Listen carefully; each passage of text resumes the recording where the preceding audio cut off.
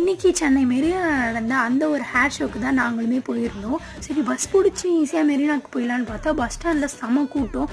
13 லட்சம் பேர் வந்திருக்காங்க இந்த ஒரு ஈவெண்ட்டை பார்க்குறதுக்காக. அவ்வளோ சூப்பராக இருந்துச்சான்னு கேட்டிங்கன்னா ஆமாங்க, செம்ம சூப்பராக இருந்துச்சு. வீட்டிலேருந்து பார்க்குறதுலாம் அது வேறு. ஸோ இங்கே வந்து இந்த சத்தத்தை ஃபீல் பண்ணும் போது இங்கே எல்லோரும் கூட சேர்ந்து அவங்க கத்தி கை தட்டி விசில் அடித்து எல்லாம் பண்ணுறது வேறு மாதிரி இருந்துச்சு. ஸோ உண்மையை சொல்லணும்னா ஃபென்டாஸ்டிக்காக இருந்துச்சு. 21 வருஷம் கழித்து இந்த ஒரு ஈவெண்ட் நடக்குது.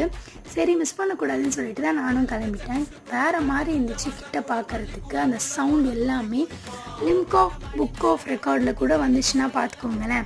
சும்மா வேறு மாதிரி இருந்துச்சு. ஸோ இந்த ஈவெண்ட்டை பற்றி நீங்கள் என்ன நினைக்கிறீங்கன்னு சொல்லிட்டு மறக்காமல் கமெண்டில் சொல்லுங்கள். ஃபைனலாக இந்த ஹார்ட்டை போட்டு முடிச்சிட்டாங்க.